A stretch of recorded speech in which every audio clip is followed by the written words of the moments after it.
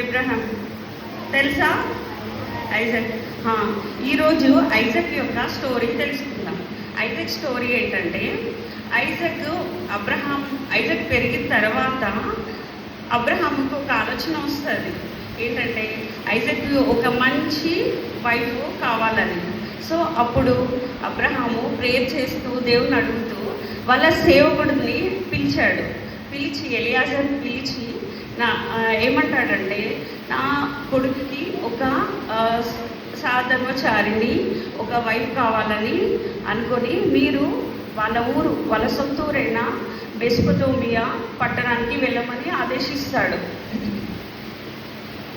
కానీ ఎలియాజరు భయపడుతున్నాడు. ఎందుకంటే ఒక తెలియని ఊరికి వెళ్ళి నా జనాంగంలో ఒక వ్యక్తిని తీసుకొని రమ్మని యజమానుడు చెప్తే సర్వెంట్స్కి ఎట్లా ఉంటుంది, నేను కరెక్ట్ చేయగలుగుతానా లేదా? ఆల్రెడీ అబ్రహాము ప్రార్థిస్తున్నాడు. మనం ఏమైనా విషయం కావాలంటే ఏం చేస్తారు? మీరు ఏం చేస్తున్నారు? రోజు ప్రే చేస్తున్నారా లేదా? చేస్తున్నారా? కానీ ఎందరూ బెడ్రూమ్లు ఏమైనా ప్రేయర్ చేసుకుంటున్నారా? ఒక్క బాయ్ చేసుకుంటున్నాడా? ఒక 10 మెంబర్స్ గర్ల్స్ చేసుకుంటున్నారా? ఎవరు చేసుకోవట్లేదా? మార్నింగ్ లేవగానే అందరు గుడ్ గర్ల్స్ చేసుకోవాలి. సో అట్లా వచ్చినప్పుడు ఇంకా వచ్చింది అక్కడ నీళ్లు చేరుకోవడానికి వచ్చినప్పుడు ఎలియాజర్ ఆమె దగ్గరికి వెళ్ళి నాకు కొన్ని నీళ్లు త్రాగడానికి ఇవ్వని చెప్తాడు. చెప్పినప్పుడు ఆమె గమనించింది, గుర్తించింది.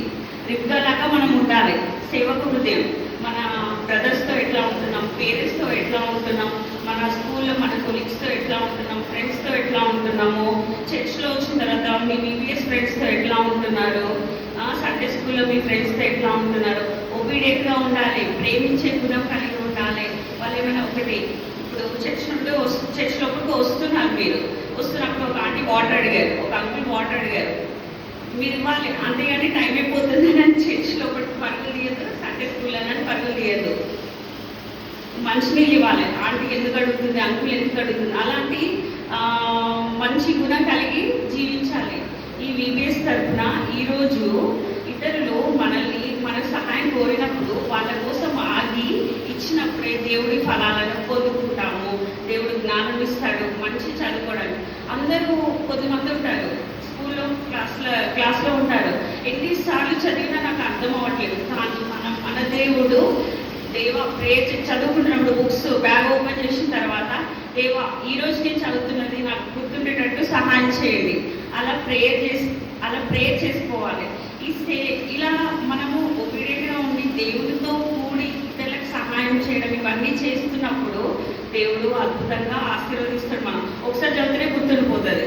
ఎక్కువ సార్లు బుక్స్తోని మనం టైం స్పెండ్ చేయాల్సిన అవసరం ఉండదు. అట్లా రిబ్కా ఏం చేసింది, గమనించింది. ఎందుకు ఏమని గమనించిందంటే, తనకు ఒక్కరికే దాహం అవ్వట్లేదు. తనకు పక్కకున్న మూగజీవులైనా క్యామెల్స్ ఉన్నాయి కదా, క్యామెల్స్ ఎంతకు తెలుసు? క్యామెల్స్ ఒంటెలు ఉన్నాయి కదా, వాటికి కూడా చాలా దాహం వేస్తుందని అర్థమైంది. తను చాలా దూర ప్రయాణం నుండి వచ్చాడని అర్థమైంది. అట్లా గమనించాలి, అస్సలు ప్రౌడ్నెస్ ఉండదు. ఇప్పుడు అదే విషయంలో ఇప్పుడు మనము ఒకవేళ మనల్ని వాటర్ అడిగితే ఏమి ఇస్తామో, అతనికి ఒక బాటిల్ ఇస్తాం అనుకుంటా, లేకపోతే ఒక గ్లాస్లో వాటర్ ఇస్తాము. కానీ క్యామెల్స్కి ఇస్తామా? ఇప్పుడైతే ఇవ్వలేము.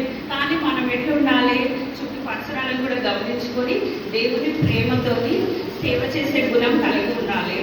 అలాగనే ఈమె ఒంటెలకి దాహం కూడా అయింది, చాలా దూరం ప్రయాణం చేసి వచ్చారని చెప్పేసి రిబ్కా ఏం చేసింది, వాటన్నిటికి కూడా వాటర్ ఇచ్చింది. ఒక్క క్యామెల్ ఎంత వాటర్ తాగుతుందంటే స్టోరేజ్ కెపాసిటీ కూడా ఉంటుంది. అసలు చాలా ఒక 200-300 లీటర్స్ వాటర్ తాగుతుంది ఒక్కొక్కటి ఉంటే. అది చాలా 1-2 మినిట్స్లోనే 3 మినిట్స్లోనే తాగుతుంది. అంత ఎక్కువ తాగే క్యామెల్ కూడా ఆమె చేయగలిగింది. ఓపిక, సేవ గుణం కలిగి ఉండాలి, ఓపికగా జీవించాలి, ఓపిక కలిగి ఉండాలి, మంచితనం కలిగి ఉండాలి.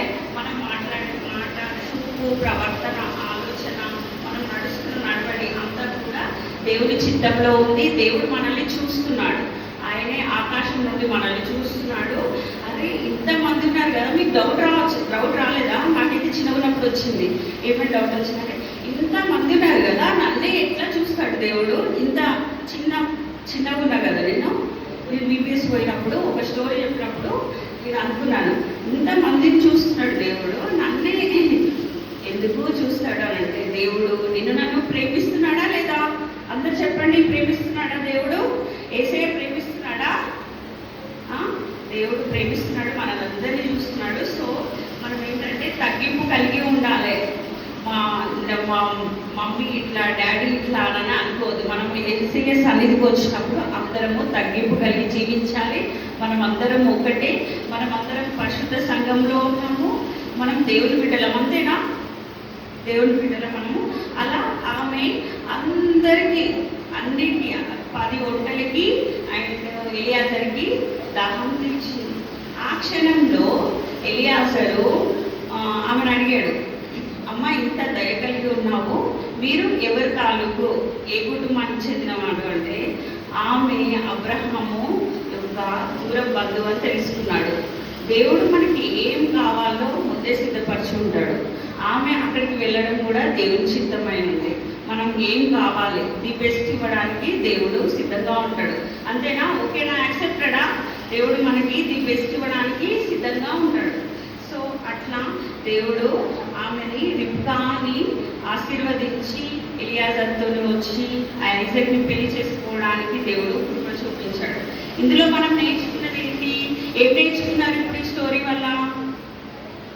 హాస్పిటాలిటీ. ఏం నేర్చుకున్నారు?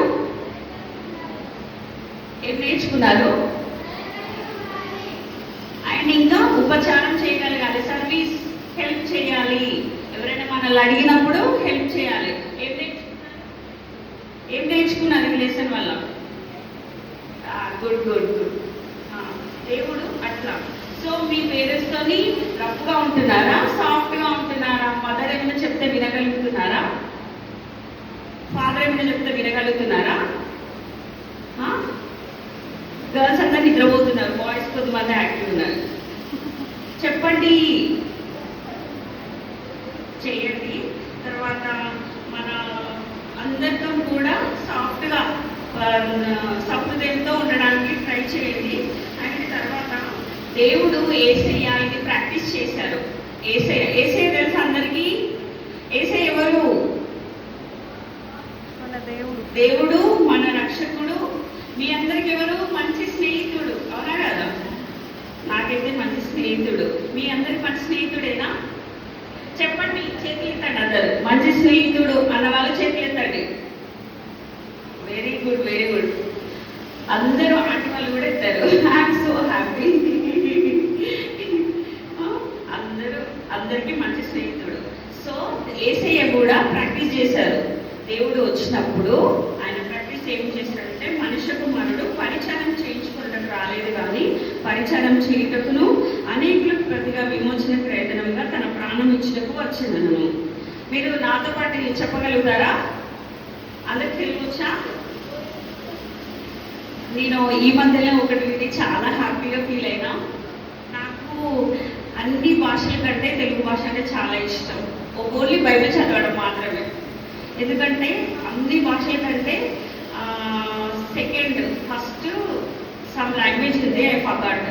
సెకండ్ లాంగ్వేజ్గా మన బాధని వ్యక్తపరచడంలో ది బెస్ట్ సెకండ్ వన్ అంట మొత్తం వరల్డ్లో తెలుగు భాష.